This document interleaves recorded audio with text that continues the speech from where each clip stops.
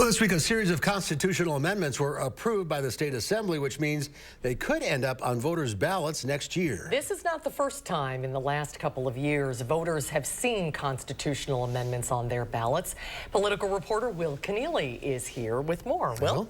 Well, Mark and Susan, you may remember back to this April, you would have seen a constitutional amendment on your ballot. It was related to how judges can set bail conditions.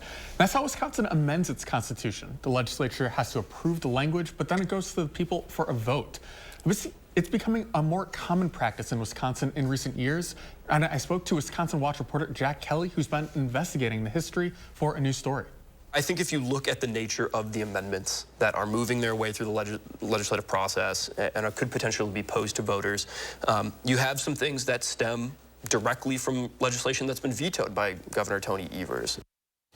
Now, there are two sides to this amendment issue. It's a way to avoid the veto from the governor, but it's also a way for the people of Wisconsin to weigh in directly on policy. You can see more from our interview this Sunday on For the Record. We're looking forward to that. How often do we see these constitutional amendments come up in Wisconsin? So since Wisconsin became a state in 1848, we've seen about 200 of these, obviously becoming a little bit more common in recent years.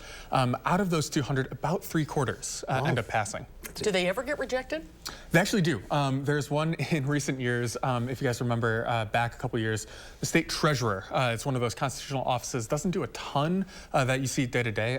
There's actually a ballot measure to try and get rid of that constitutional office, and it ended up failing, and we do have a state treasurer still.